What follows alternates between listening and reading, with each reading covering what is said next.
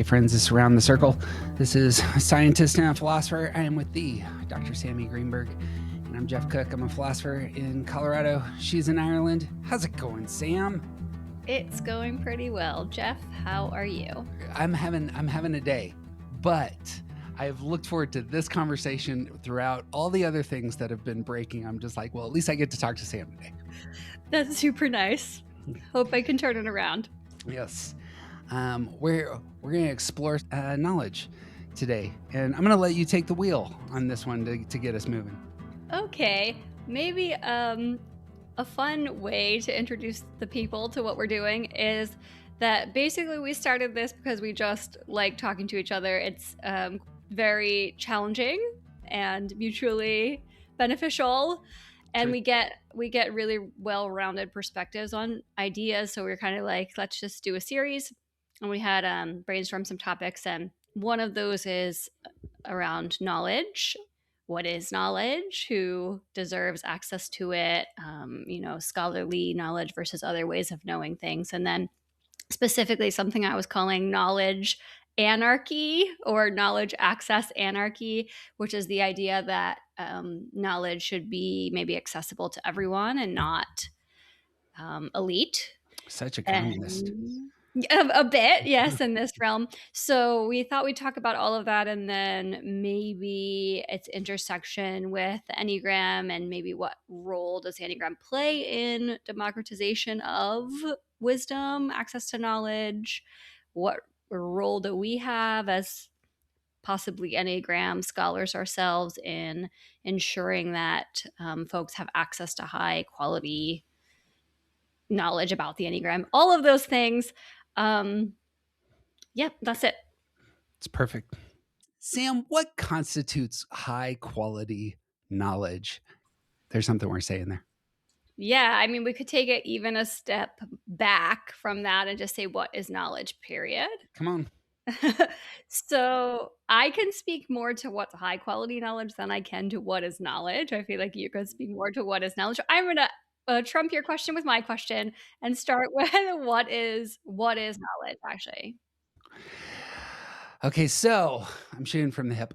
Let me go with knowledge as something. There is something shared that we could talk about with the words true and false attached to it. Let's start there.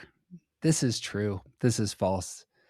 If you can say something that you can put truth value on, it's a claim about knowledge. And I bet if we get into high quality knowledge, he'll probably go down those roads. Yeah. Yeah. What that brings up for me is the, and I know I've talked about this before with you, but the idea of in the scientific method, the fact that there's no such thing as proving something, or there's no such thing as certainty. There's only rejecting the null hypothesis, so rejecting the false. So like technically there is nothing that's true completely, like proven forever. Even the things that we take totally for granted, like gravity is a theory of gravity, with the idea that a more advanced understanding can come back and edit it. So even from a scientific perspective, there's actually no true, there's only not false. I agree with that. And that's much better said. At that level, we're moving into theories, our philosophies about what the world is. If you have a theory, it is a story about what you're observing, and then it interprets what you're observing. Something could probably be true or false if you have, assume a theory. If I assume gravity, then I might be able to say something about physical motion that is true or false.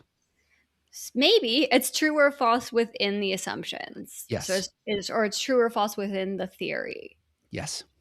Which is, I think, how most of science, mathematics, etc., has been developed, is that we have a set of assumptions that we're just taking to be true. And then within that, we can understand things sort of completely, more or less. That's exactly right. That's how logic works also. And I suppose, yeah, lots to say there, but yeah. So for me, from a scientific perspective on high quality knowledge and high quality understanding would have to do with the scientific method or peer review. The idea being that in order to get to that not false, you would make an observation, test it, form a hypothesis, conduct an experiment testing the hypothesis, analyze your data without bias to the greatest degree possible, and then draw a conclusion on whether you can reject the falsehood or not. And then with anything like that, with a true experiment, you would want to have peer review, meaning that experts in the field of whatever you're studying would review your methodology and your approach and the ways that you mitigated bias and make sure that they're sound. And if they're not sound, they would either, have you edit them or just start over. And that essentially that's how science reaches a place of high quality, we think, of high quality knowledge. Yep. That's the process. What I hear is very collaborative and communal, and It doesn't there's an feel that way, but there's an idealism there. If technically, yes, like you cannot do this process in isolation, even though peer review process is blind, so you don't usually ever know who your mm, peers are, who are reviewing, who are helping you have higher quality knowledge or science. You never really know them or see them, but technically it is collaborative. And then we also see lots of a great deal, I'd say the absolute majority of academic papers are written by multiple authors. So you also have multiple people bringing their own expertise to bear on the same topic. it's perfect. This is all set up, by the way. We'll talk about Enneagram here at some point, but Will we? we need some language for doing it. So there's a common use of the pronoun we when some people talk from the scientific community, like, well, we believe X, Y, and Z. Like, you do? You got together with everybody and affirm, how'd this work? And I at its best, that's what I'm hearing is that there's a peer review process.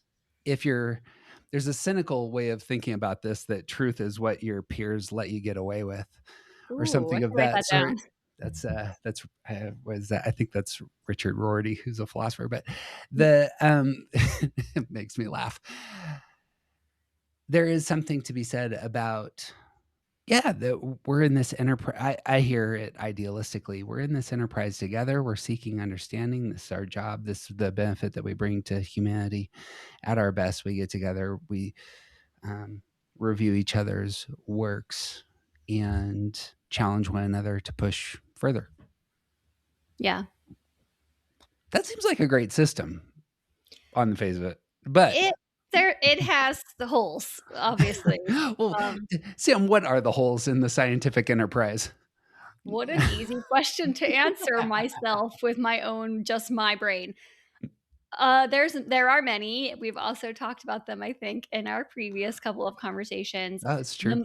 The main one that I always tell people, especially the kind of believe science movement that we have now, the main one I always tell people is look at historically the things that science supported. Mm-hmm. Like eugenics, as a Mm-hmm. portion of scientists supported that and said that it was scientifically valid. There's so many, I'm not gonna name them because that's like a whole episode, Yeah. but this scientific process that I'm talking about led to those conclusions. So, I think one of the holes is the same issue we have with everything, which is that if there's a false belief in the collective, that's gonna show up in the scientists. And scientists are a product of their time and their culture. Mm. And if the person who designed the experiment or the people who designed the experiment and conducted it and carried it out, even if they were careful about mitigating their own bias with other people, if all those people share a bias, the knowledge has the bias too. Yep. That seems spot on, and it seems unavoidable at some level. It seems like what the first thing that hit me when we were discussing this topic was, as I went down the rabbit hole, I was like, well, this is just an invitation over and over again to some sort of intellectual humility, which is probably where we need to land in the first place. And we often land there at the very end of the process. Another flaw would be this idea of scientific consensus, which is another thing that we have talked about previously. Mm-hmm. It does exist and it is a real thing, but it's not what people think. There's not just like all of scientists have a consensus on every issue.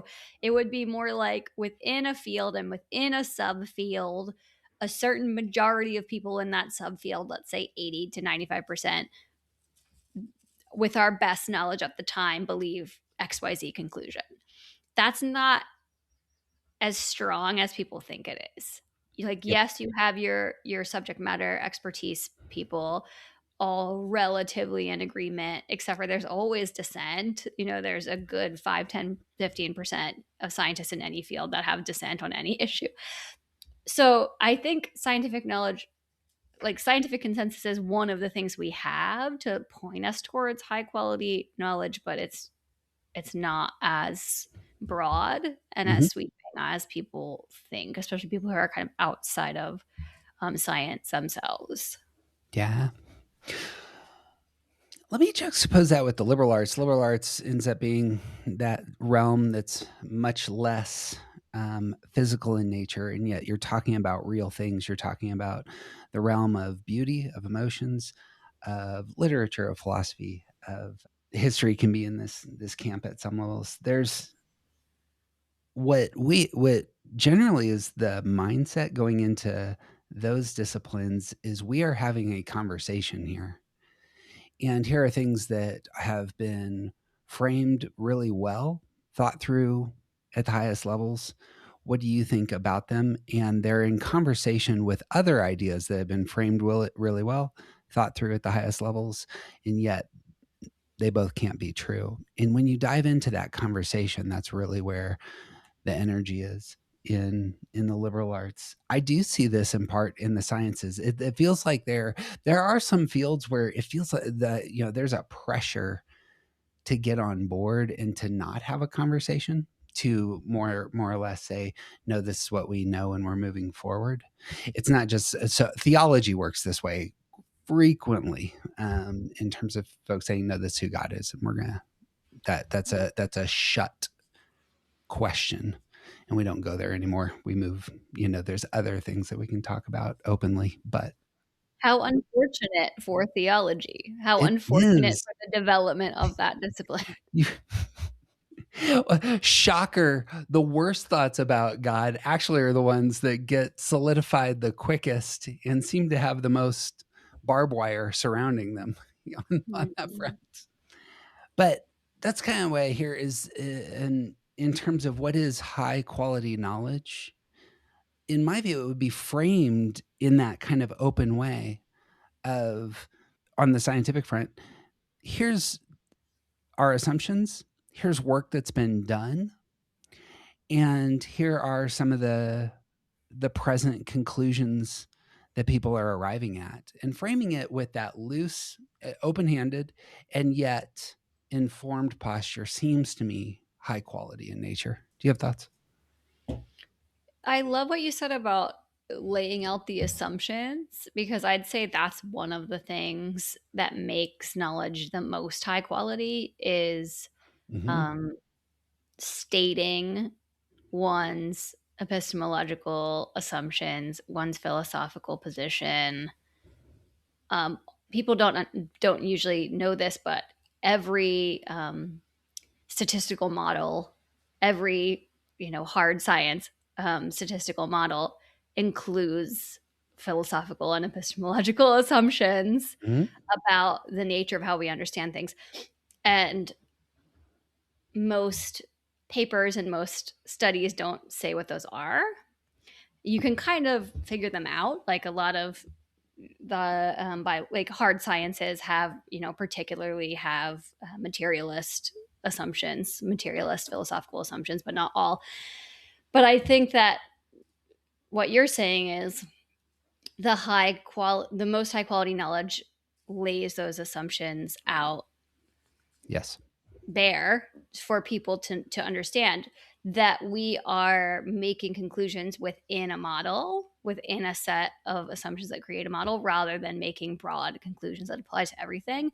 And that's what really allows people to effectively critique something and to take it further. If Yep. they don't know what assumptions you're making, either your conclusions get into the wrong hands and get misinterpreted and get used to hurt people, which we Mm, see all the time throughout history and currently, or they just are meaningless.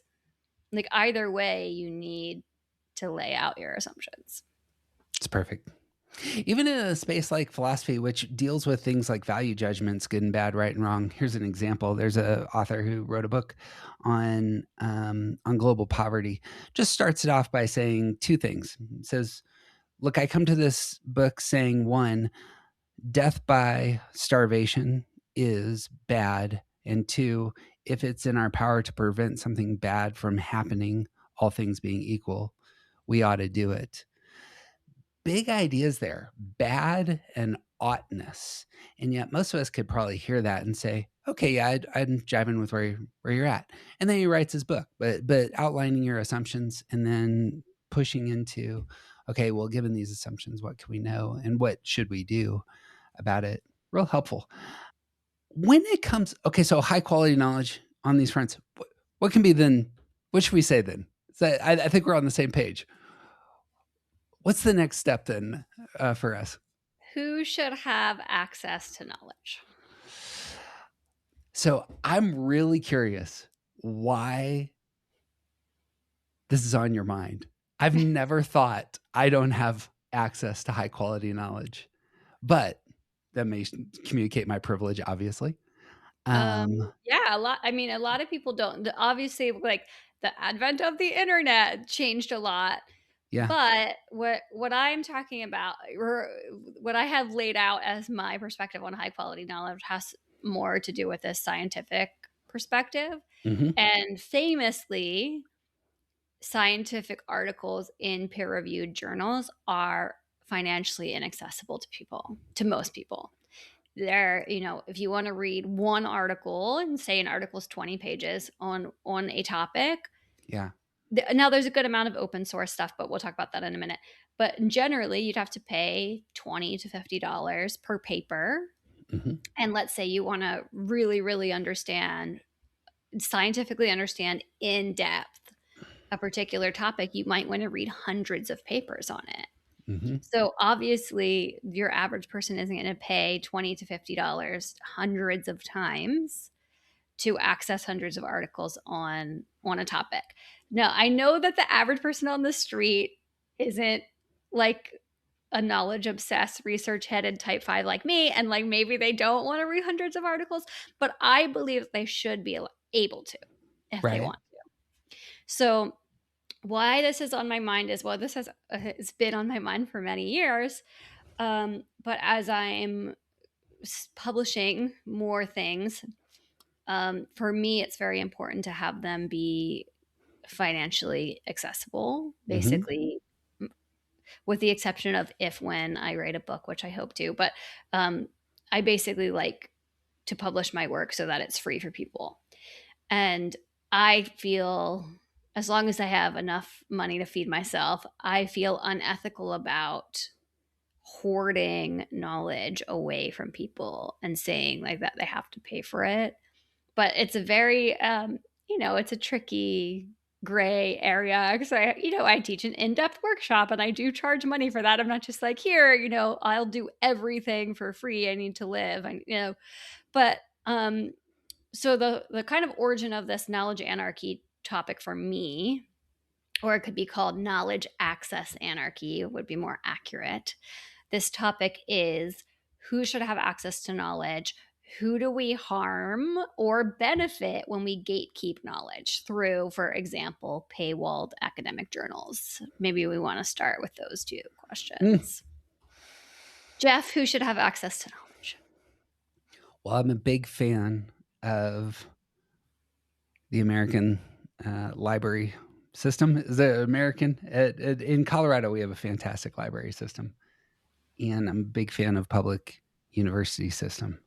Hmm. Um, I think that most I think that collectively it's a great good for us to collectively invest in those sorts of things. So who should pay for them is we all should, Hmm. for some of the reasons that you're stating. There was a time, I don't know if you know this, like there was a time, I want to say around the turn of the century into the 20th century, in which fire departments were a subscription based service.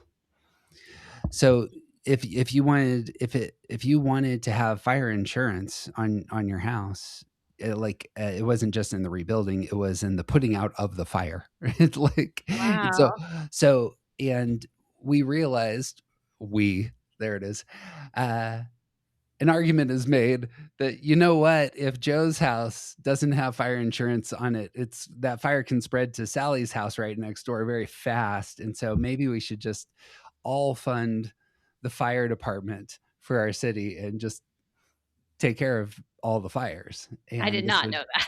so as a collective good. And policing has worked this way. Trash service can function this way in some spaces. Recently, we had a ballot initiative in my city in which they wanted to sell the water rights to our city to a public company, which would have been just terrible. It may feel as though it.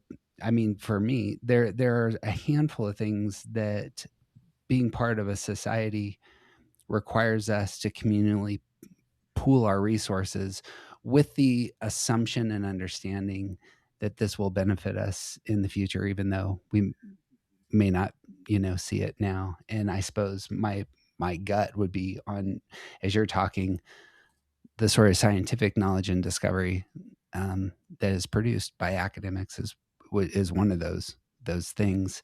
Is that what you're asking for as a question?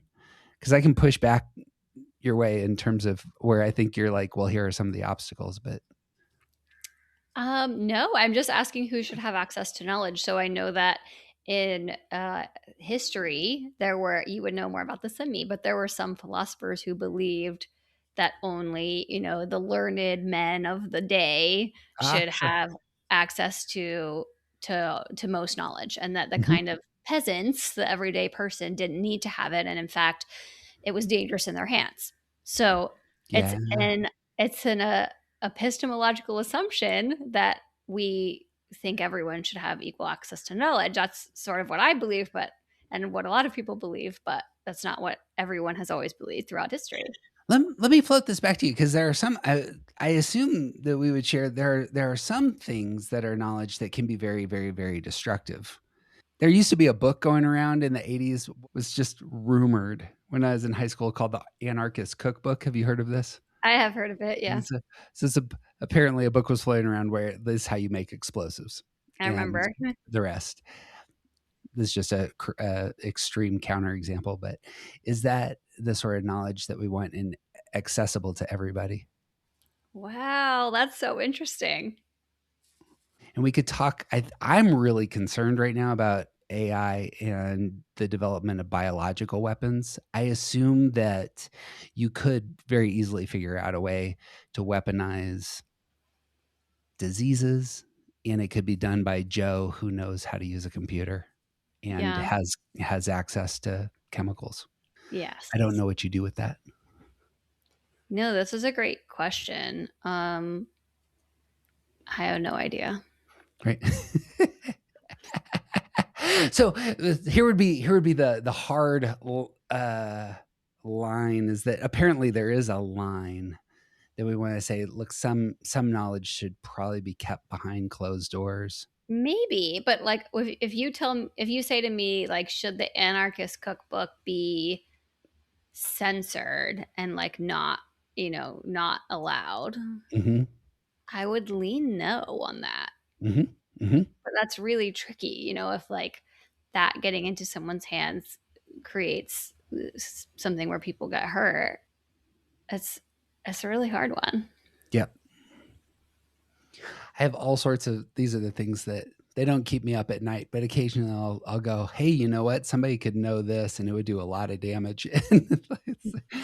I think I share your intuitions that the knowledge should be out there, and we need to know that the knowledge is out there, and so it's really incumbent upon us to create the kind of society in which people aren't inclined to create huge explosives. Yes, yeah, that might be one of the answers. But to push where I thought you were going, there that idea that some want to say, look, there needs to be just the learned men. This is obviously this is about power. Mhm, There was a push recently by, well, I mean, it's continuing, that only certain people really should be allowed to vote. mhm. And you should probably be informed, and you probably should know a little bit about money, and it'd probably be very valuable, if you're actually out there doing certain kind of work. That you can see how this argument just kind of rolls us right back into the 1780s. Yeah. Um, that strikes me as a problem, but we could talk about why. What do you see What do there? you what do you think? I might regret asking this. We're Probably. never gonna talk about the Enneagram, and everyone listening to be like, "I don't wanna listen to Sam and Jeff just talk about whatever they want. What is this?" What do you think about the fact that AI has made people think it has made knowledge more democratized, meaning that someone with less Yeah, education or privileged to access education can now access knowledge more. And yeah. I lost track of how that intersected with what you were asking me, but let's just complicate it further. AI is tricky. The programmers of AI and those who own those assets may have agendas. What Grok is owned by Elon Musk. I've read stuff coming out of Elon Musk's Twitter account. Not necessarily the person I'd want setting the parameters for discussion, and that's actually what took place with him taking over Twitter as well. So that's an issue. If it's the case that there's 20 different sites that have AI, and then you're saying, well, I'm signing up for the one that shares my value judgments, that also creates a very strange new problem. So we're finding that we can't escape the biases at some level. And At yeah, any level, we yeah, cannot escape the go there. biases. What do you see there in terms of bias and AI? What is really bothering me, and it's bothering me much more than other people, and I don't know why, Mhm. is the same thing that bothers me when people have the signs that say believe science or the t-shirts.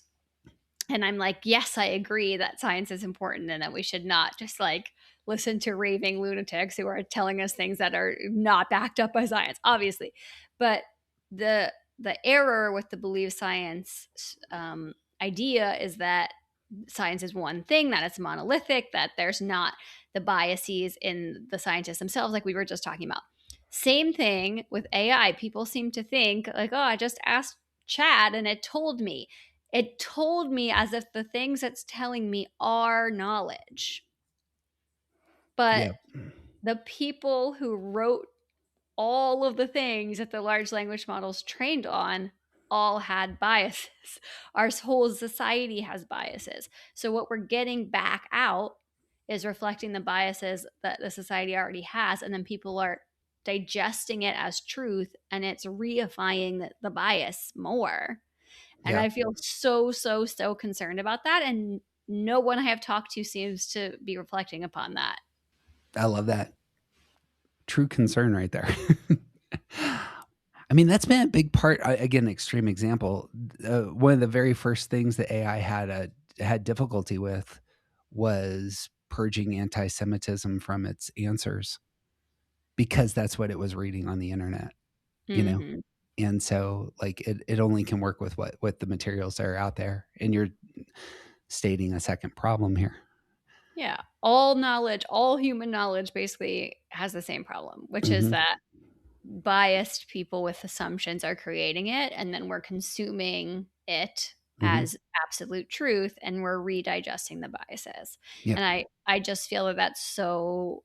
much more compounded with AI because of the amount of data and the speed at which the data is processed. Yeah. But otherwise, it's the same. It's like an exponential expression of the same issue that we were talking about with science and scientific consensus as well. We need to take the power back. There is something, all tools throughout history, we've had to pause, re-examine.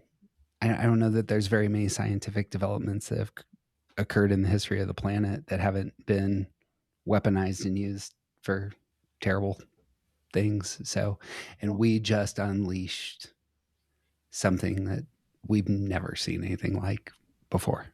So, Yeah. Maybe a separate discussion on the philosophy and science of AI at some point, but we should probably talk about the Enneagram before let's the do it. people riot. Do you have a motive for desiring knowledge for all the folks?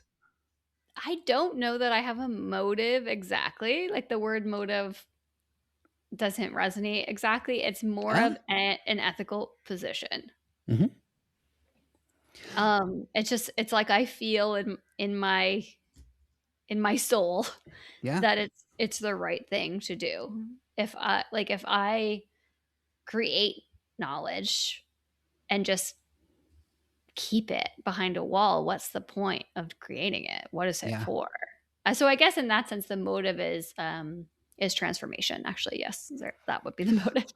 My assumption would be on the Enneagram 5 front, so Sam's a 5, I'm a 1, is that a lot of, like, your sense of security will be tied to the understanding you have of what's most important, and being a good person, it feels like you want that for everyone, is what I was hearing there prior. Maybe. Okay. I the thing that you're hearing in my language in this whole conversation coming up is that a primary difficulty for modernity has been that our sense of ethics and values and goodness hasn't kept pace with the technological advances. And Totally. that's just always been a problem. And oftentimes we have to suffer, and sometimes suffer greatly, to be able to get there. Yeah, right, and that's kinda where we're at. We are, and we will much more than people think, in my Well opinion. well, what comes to your mind there? Oh God, I don't want to upset everyone. The you have apocalypse on the brain today. Not actual apocalypse at all. I don't. I'm not like a. I don't know what you would call that. Like a doomsdayer. Doomsdayer? Yeah. Um, Moved I to do. Ireland for a reason, though, maybe. That's true, Yeah. but that had to do a lot more with values. I was sort of planned before things were unraveling as much as they are now. But yes, you make a good point.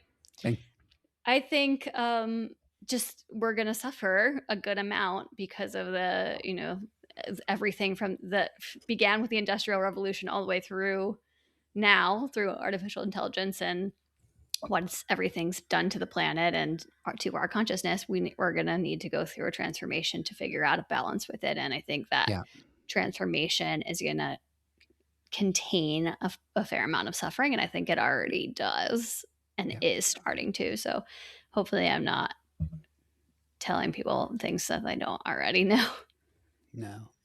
The through line for me, this is gonna get cloudy perhaps, but modernity is so much based on a method, on this is how we get knowledge, and it often is very scientific in orientation.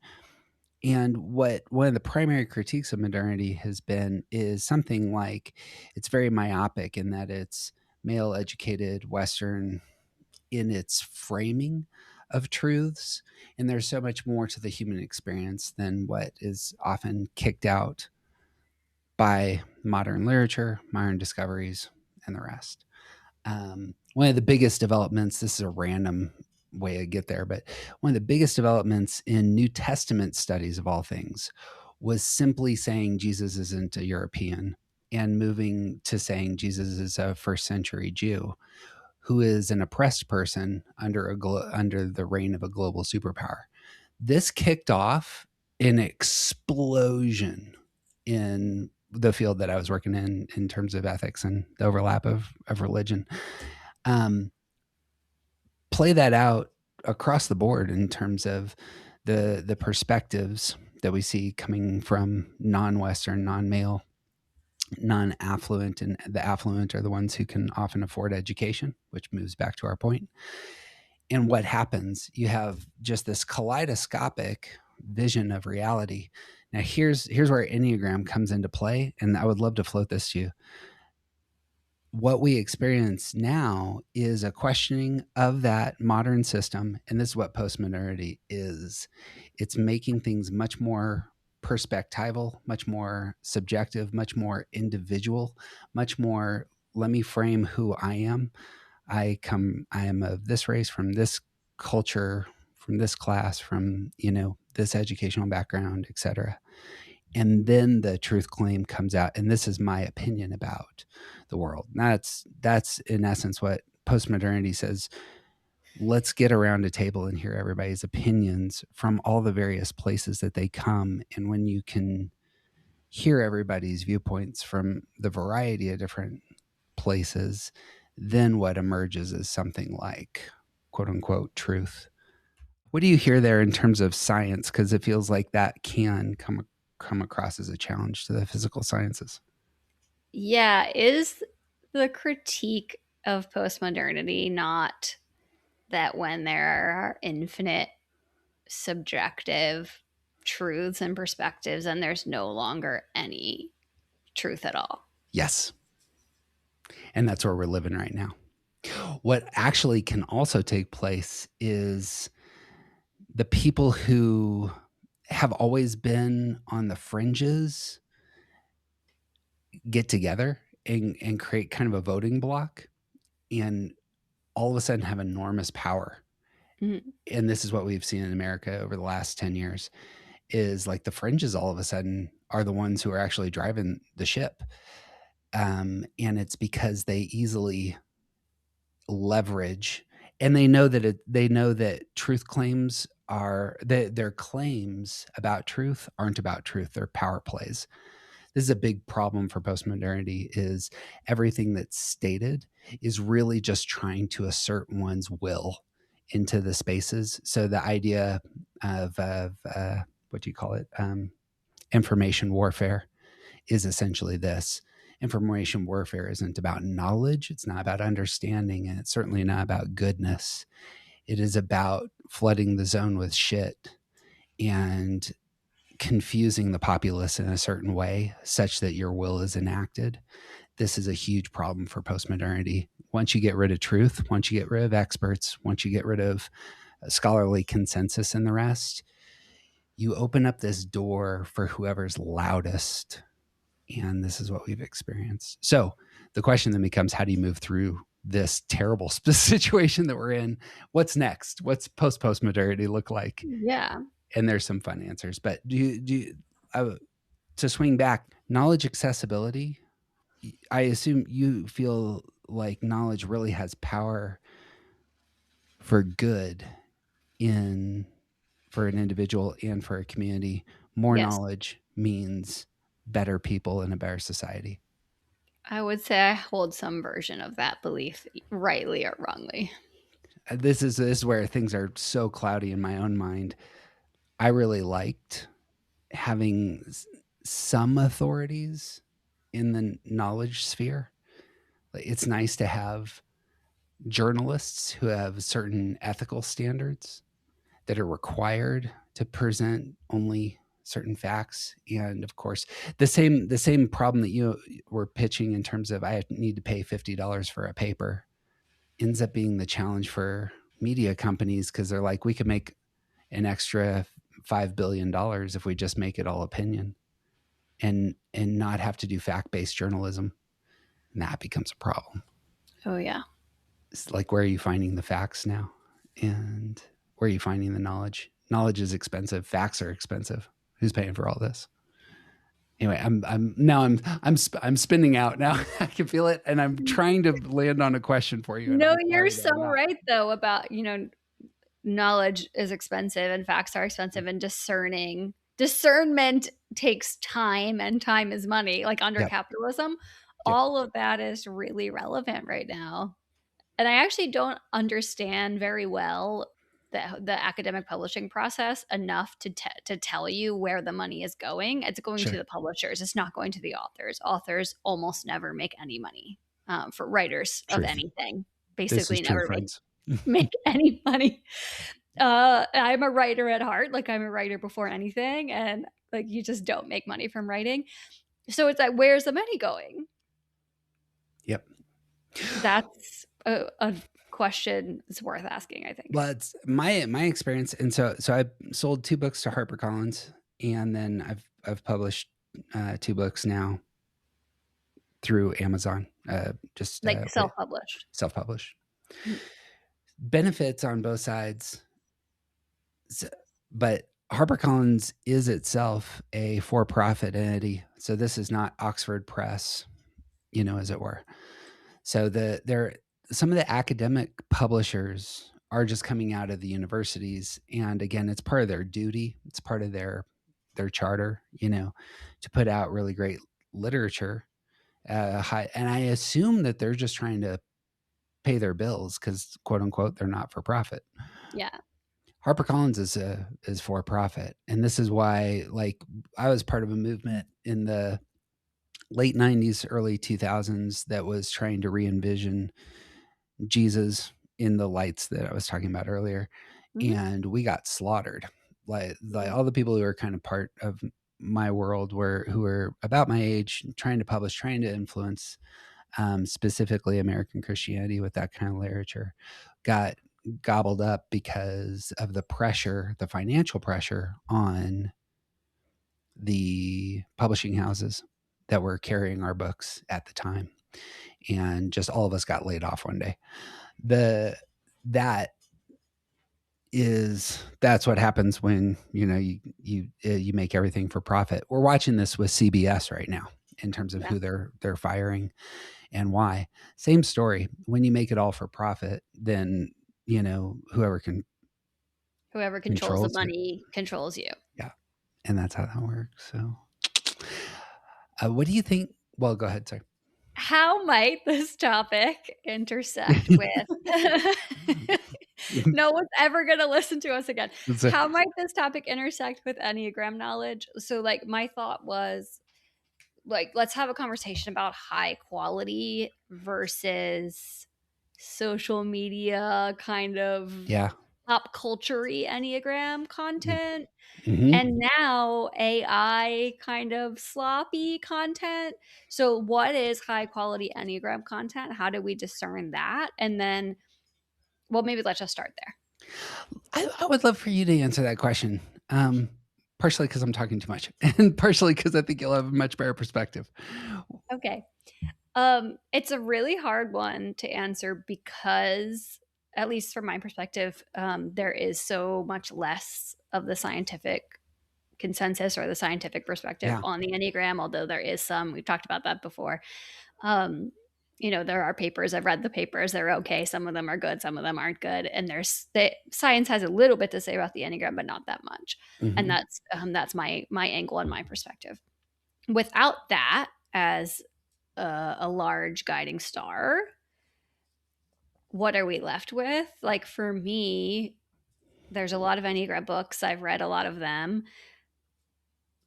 A good portion of them are good. Like, people who have studied the Enneagram for a long, long time, and especially people who have worked with the Enneagram with people in practical ways for a long, long time, seem to have valuable things to contribute.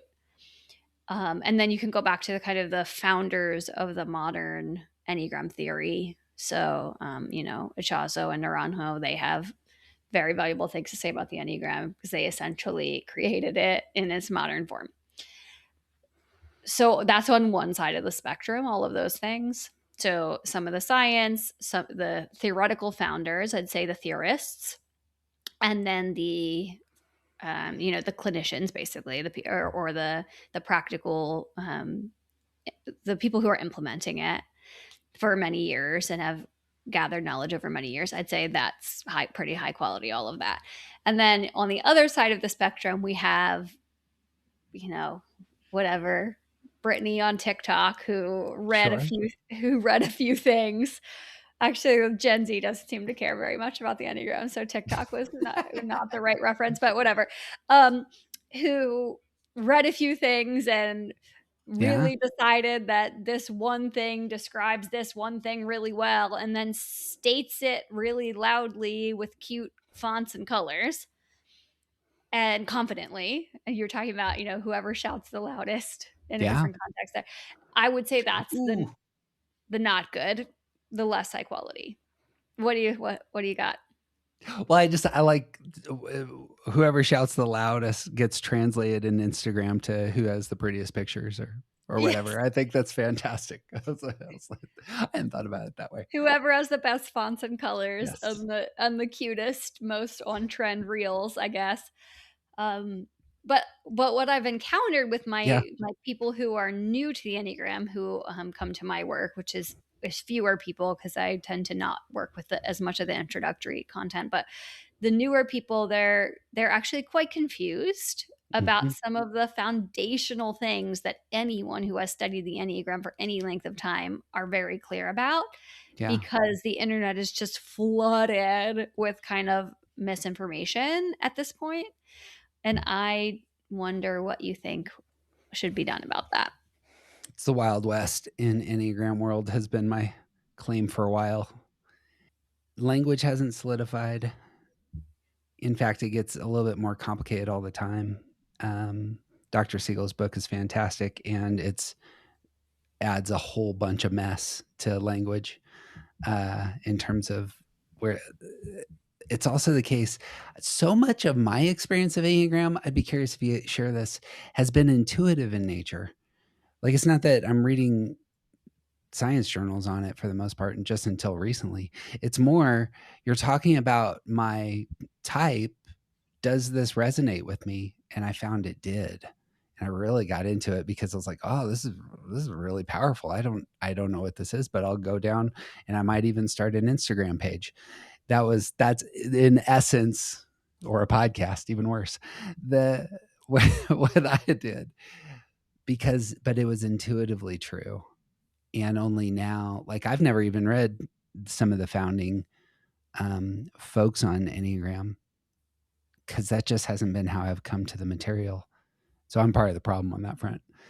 Do you what I suppose to flip the question back to you, if you were starting from page one, like do would it be us saying here's what's most essential and just being another voice saying here's our system?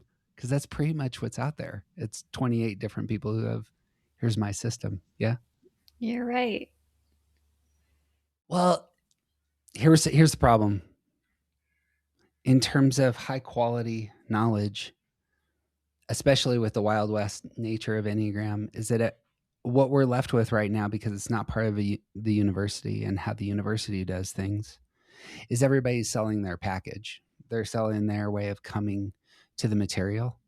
And so at the end of the day, you're just coming and say, I mean, maybe like you have leverage in terms of you can stand up and you can say, look, here's the thing, I'm a PhD and here's me coming to the Enneagram. That has that has a better zing than a lot of folks who are who are on the Instagram.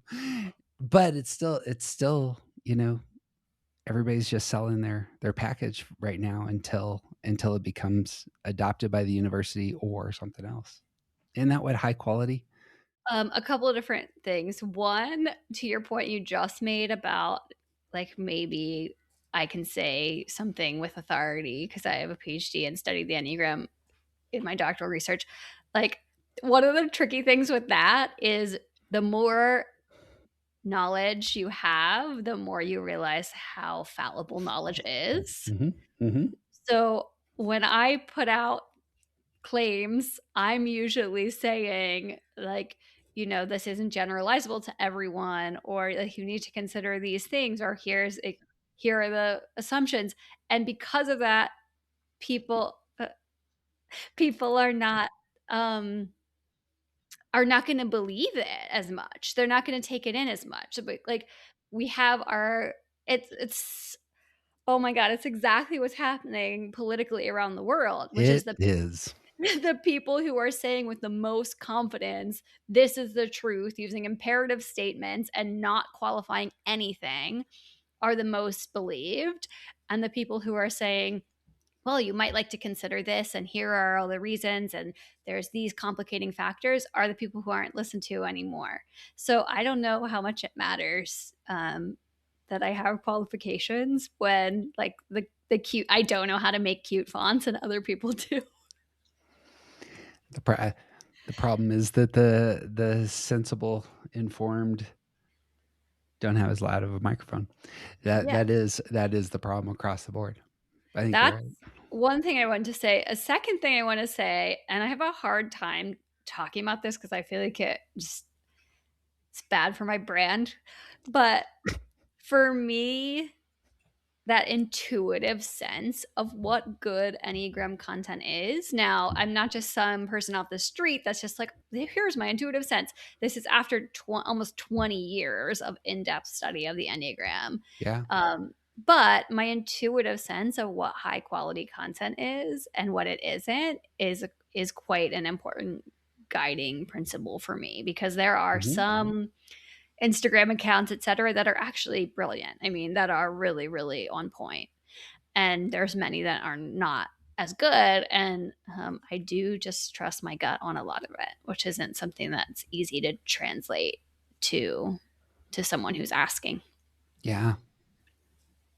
Some of the most foundational stuff for me, and I assume I've pivoted recently, and it's been there's so much in Dr. Siegel's book that I kind of really took issue with, but foundationally he makes two claims which really have, I don't know how you get around them.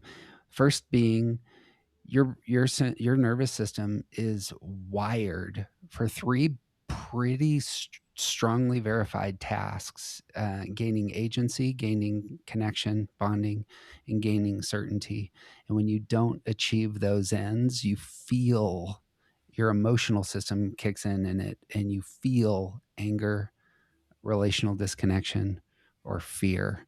And if you get into what I assumed is that when you get into most psychological theories, they are always wrestling with those emotions, with anger, shame, and fear. And he's just placing it in your brain. And he goes one step further and says, the direction of that anger, that direction of that fear, either goes exclusively outward towards its subject, inward towards its subject, or in both directions, and that these are how your neural pathways work. Long story short, that creates 9 types, because his claim is that our brains naturally favor one of those ends, certainty, bonding, or agency, more than the others, and our neural pathways favor one of the directions more than the others. And when we talk about type, what we're really talking about is patterns. That foundation for me really lays everything I would want to say about high quality knowledge about the Enneagram. You can tell me your story about your spouse, about your kids, about how Enneagram and its connection worked. I love stories, and I think stories sell real well. But for me, moving forward, I think if you get outside of those lines that Siegel has outlined, I think you step off the page. I feel like that's orthodoxy now at some levels. I think he established orthodoxy here in the last 5 years for me in terms of what Enneagram is and what needs to be assumed in order for us to move forward. I don't know if orthodoxy is the right word after I talked about being loose handed, but it's the assumption. It's the primary assumption that I'm coming to the table with. I say that insofar as there's a question we've been bantering around. It's how do I get people to listen to my stuff versus what's actually really good Enneagram research, thought, knowledge, what constitutes what can quote unquote be known. I think those are And two very different questions. Go ahead. with the Enneagram, this takes us maybe pretty nicely into more anarchy, knowledge Yeah, do it. creation anarchy. Like, what sources of knowledge and wisdom count as high quality, which is something you brought up. Because with the Enneagram specifically, some of the content I'm talking about, trusting my gut on, it's not gleaned through the scientific method or even necessarily through a lot of practical interactions Mhm, mhm. with people using the Enneagram, although some of it might be sort of just intuitive or observational. And some of that stuff is high quality. So, like, what counts as knowledge in terms of the source of the knowledge? Is intuitive knowledge as valid as, left brain logical, glean through experimentation and testing knowledge? And that's a whole nother type of anarchy. We talked about, knowledge access anarchy, but what about knowledge creation anarchy? I got a question for you on this. So I so I want to say it's object relation theory that says something to the effect of there's those who experience primarily in disconnection with others frustration, those who expect rejection in relationships, and then those who disconnect. I want to say it doesn't really matter, but that's a triad that's out there. It's one psychological. Attachment, frustration, and rejection. Yeah. Yeah, that's what it is. That's theory. I pitched that theory to a room of 40 people because twos, fives, and eights are often associated with the rejection triad, Hmm. and they didn't connect with it intuitively. And then I felt, then I was like, well, it's not in my theory, and I don't know what to do with this. But at some level, so here would be the question: since you've done Enneagram research, like you're appealing to folks' sense of self, their experience of themselves, what has motivated them, and language by its nature, you're trying to line up their internal experience that doesn't have language for it yet with the language that you're kicking out and saying, does this make sense to you? Isn't that intuitive at some level? Like, As a researcher, it is actually looking for patterns to fall along 9 statistically distinguishable factors. mm, So I wasn't really looking for resonance or intuition or like people to align with anything, because I wasn't presenting a hypothesis to my research participants and asking if they agreed with it. I was looking at their overall behavior. And if people don't know me, my research is on sexuality and the Enneagram. So I was looking at their overall patterns of sexual desire and expression generally, and just looking at them and seeing it, and also, identifying their types, which was self-identified and then confirmed with a test, and just looking if those patterns did fall neatly across the 9 categories. And in fact they did. And so for me, it's much more about patterns yep. than resonance. The resonance comes in, though, when I'm looking at, for example, this person's Enneagram content versus this person's, and neither of them are based in science, because most Enneagram stuff isn't. But one of them is so resonant in terms of not just how it feels for me personally, but just resonant in terms of like it's sort of vibrating on the frequency of truth, and the other one isn't as much. But that's so hard to explain without sounding like a lunatic. I don't know if that gets anywhere close to what you were asking. No, it does. You had transitioned us back, and I wanted to build on it. But that high quality Enneagram knowledge, in my view, would look a whole lot more like what you're outlining than anything else right now. In fact, that's really what I would love to see more of. It's not as sticky and not as it's harder to put on an Instagram post, but I assume it's the case that, like, how many people do you need to interview to have a substantive sample size to say something definitive Oh, about the Jeff, it Enneagram. depends on the qualitative method that you're using. Of course it does. So, Anywhere from like 3 to thousands. okay. It really depends on what you're trying to say, what your research question is, what your method is, what your approach is, and that's where we come back full circle to you need to outline your assumptions because if you're doing a micro phenomenological investigation of something with the Enneagram, you don't need very much data, but you need everyone to understand that what you're doing is a micro phenomenology. That's not generalizable to anyone outside your sample. And if you want to be generalizable, you have to have a large sample size. And so, it all depends. Right. Here's a What? question for you. Go ahead. Who's outside of Enneagram work? Who's doing really great stuff that's both sticky yet knocks out, the academic side really, really, really well? You know what I mean? So I'm going through Brene Brown's Atlas of the Heart presently. Apparently, she did 66,000 Oh, I love her. personal Yes. cancer, and she had 500,000 responses from these 66,000 participants. That sounds like a lot to me. That Yeah. sounds like that's a good place to not just start. You could probably say some stuff if you're asking direct questions and have your methodology all the way. Anyway, she does quite well. Apparently, this book sold a couple copies.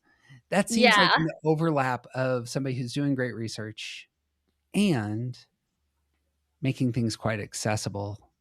Is that not a good prototype for what, like, the sort of thing we kind of need in the Enneagram world? Yeah. She's actually was my early inspiration as a researcher. I said I Come want to be on. the Brene Brown of sexuality when she did Yeah. Daring Greatly and the Gifts of Imperfection. So she's a really high quality qualitative researcher, and she can like afford to do that insane number that you just referenced. Now, golly, she's very famous now, but her early work didn't have those kind of numbers, but it was very high quality. Like Right. lots of people, very in depth, high quality qualitative analysis. I'm like actually myself a mixed method researcher, but my published research is mostly just quantitative, ironically. So yeah, that's a perfect example. In terms of just like general people on general topics, I can't think of other ones at this moment. But I think those exist, and you make a good point with her as an exemplar. Mm. I feel like I consistently, as we're talking, I feel like there's a race. There's a race for, given our culture, a race for views, as opposed to the academic landscape is so much different. Like in my world, you're writing for 20 people. If you're writing at the highest level in your field, you're writing for 20 people. Yeah. And that would be the difference in terms of how the world works now. That gets to back to, I mean, like that anarchy of knowledge. Um, Mm. I really wish more than, I mean, both. I've written two papers that were for my undergrad thesis and my master's thesis. Both of them were 100,000 words. I think I had 4 people read both of those pieces, and that's what I got. That's my. I would love it if more people read. It's less about accessibility. It's much more about people willing to sit down and engage my nonsense than anything. I'll read it. I'm scared of philosophy, but I'll read it anyway. Yes, both of them are terrible. Were not. They're ladders. They're ladders to get you from here to there, and then I figured some new stuff out, and now you know.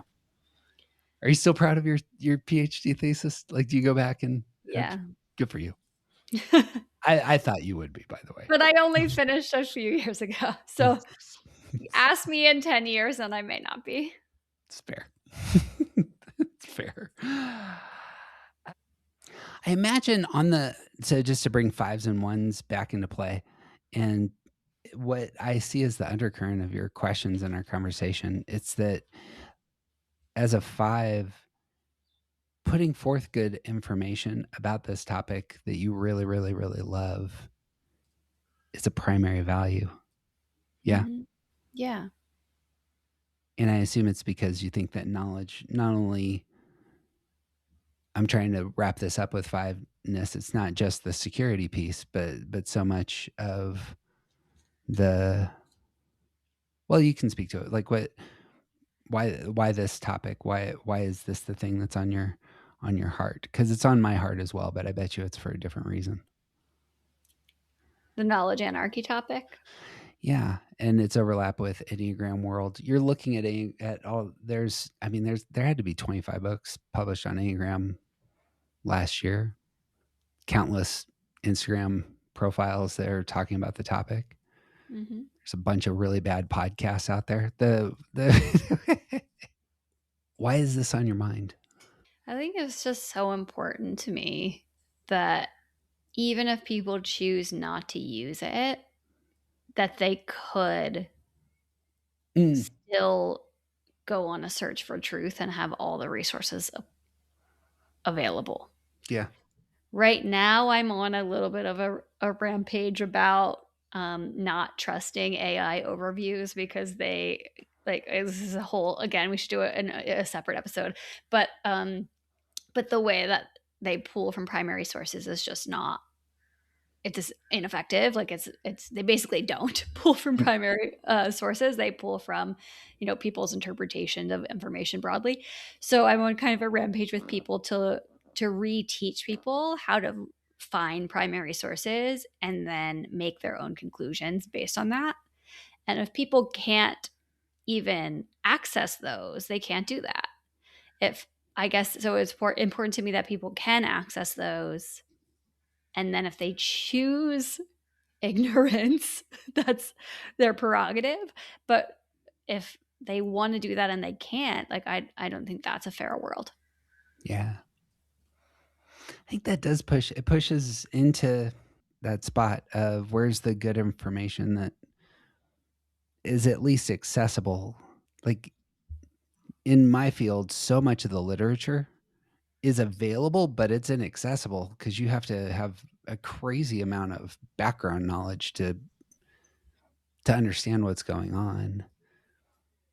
And I also And should that's a separate conversation too, because yeah, even if people can access all the academic, articles they want, you have to kind of be taught how to read a scientific paper and know whether it's good or not and yeah, trustworthy or not. So like that's another brand of inaccessibility. that's exactly it. But I do share your AI concern because when I look up stuff that I'm actually an expert in, and I'm just looking for a quote, or I'm just looking for a summary of an idea. I'm just like, well, you guys are getting this way wrong. Yeah, and what people like what I've read about is that people think it's okay to use and reliable in every field except for the field that they're an expert in. They're like, "Oh, it's like it's really good at everything except like my particular thing." It's like, "Do you really?" Like everyone's saying that. So do you think that's the case? Let's That's look for really the funny. patterns. It works for car maintenance as far as I've just so far. Nothing's I don't broken know. yet. Maybe ask the mechanic. Maybe you're messing your car up. I mean, my car's running. That's I need. How do you So change this light bulb?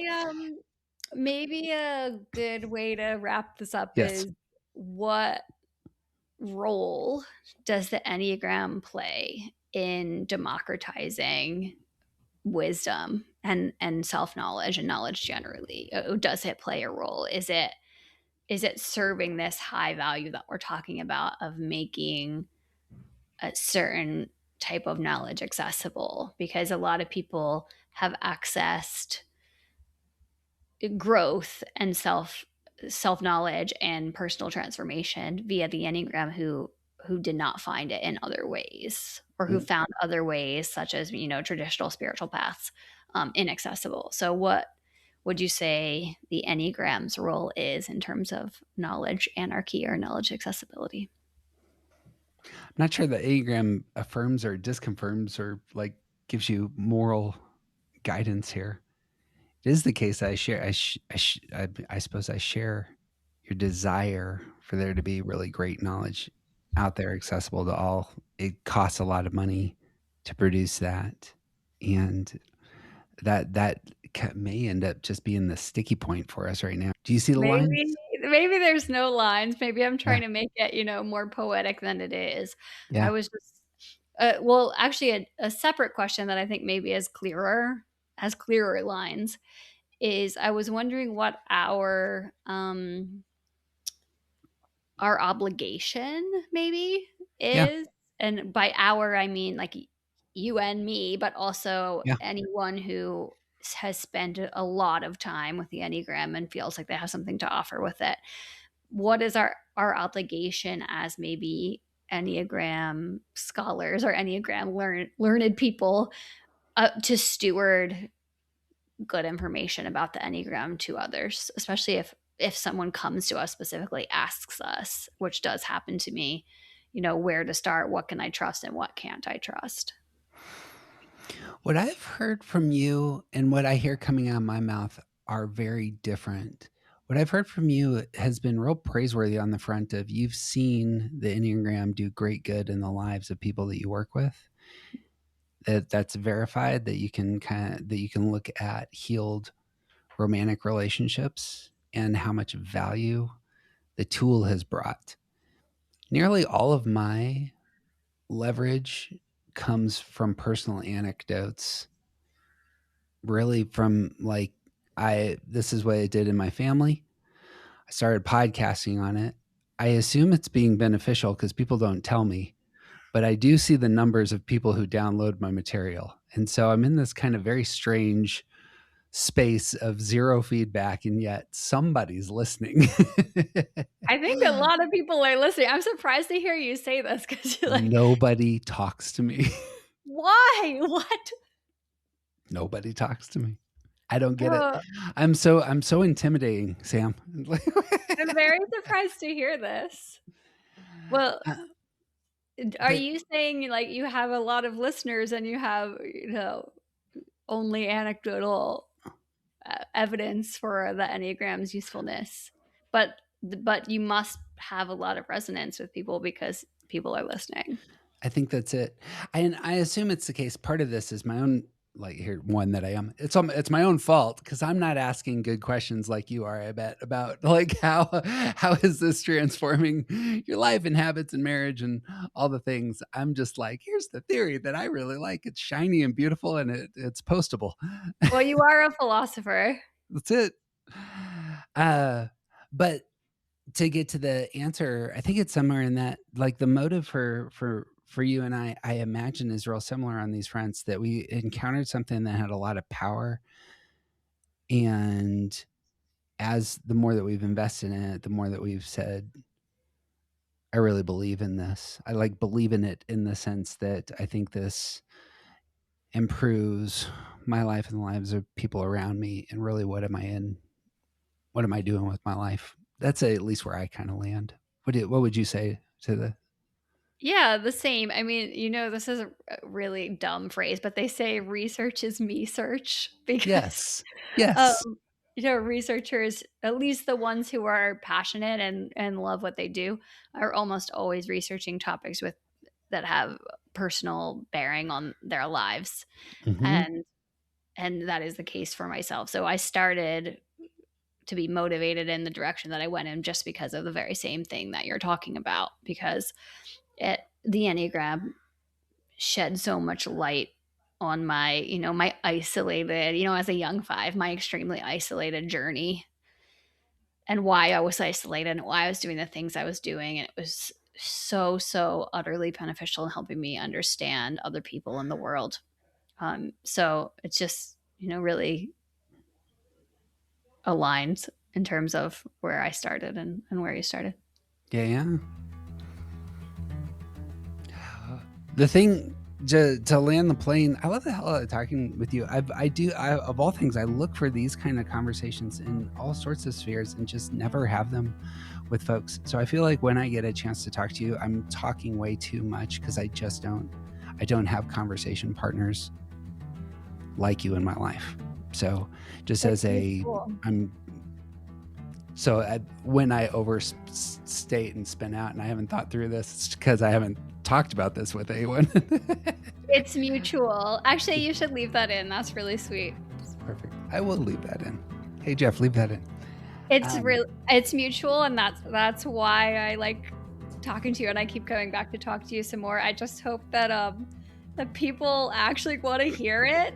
Every time we've done it so far, I'm like, oh my God, like that was so rambly and like no one cares about us. And then I always get messages of some people saying like, oh, I heard your conversation with Jeff about XYZ.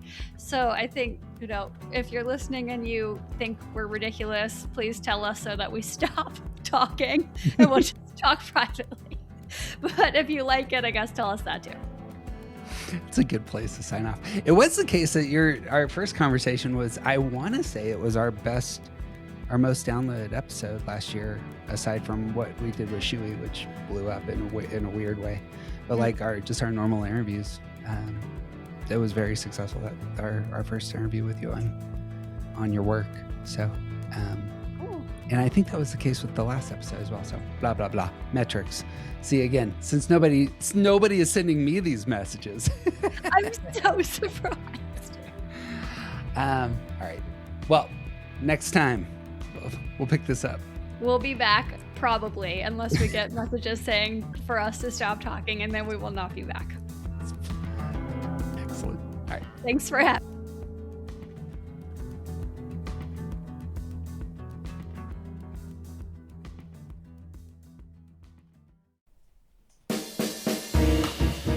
Friends, it's Jeff. We're celebrating here at Around the Circle. Our Start Here podcast, which helps folks find their type, has been the #1 Enneagram podcast on iTunes all year. This podcast channel just passed 6,000 subscribers and 2 million downloads, and we're closing in on 1,000 free members at aroundthecircle.org. More than this is the 1-year anniversary of our book. Around the Circle is out on Amazon. Kindle version is just $9. Audio version has all kinds of extras, or you can get the uber fancy print version, which has our mistyping guide. But more than this, we're moving to want to connect with you more. Real Enneagram work. We have been very aware recently. Real Enneagram work often requires real conversations. And so as we enter the next season, we're going to focus on creating more online panels and workshops. So this month, we're talking with members about coping style and how each of the types solves problems on Mondays. Our second Saturday workshop will begin hitting a new topic in August when we have 30 or 40 people assemble. And every Tuesday night, we continue to have our reading room, which presently we are wrapping up Brene Brown's Atlas of the Heart. It's on emotion and exploring how emotions overlap with the Enneagram. Also next month, and this is new, I'm going to begin speaking exclusively with men about their experience of the Enneagram. We don't often hear from men reflecting on their inner lives in these spaces, but those who do engage the Enneagram often have extraordinary stories to tell. So I'm going to try and get men together, talk shop. So if you want to connect, very easy. Go to aroundthecircle.org, sign up for a free membership, and you will get all of our announcements, all the links to all of our free stuff. Or if it's time for you and your family to do some serious work, become a $20 member. All the links to our online classes and conversations will open up for you, and we would love to meet you. That's what I got for this month. I'm Jeff. May all good things be yours.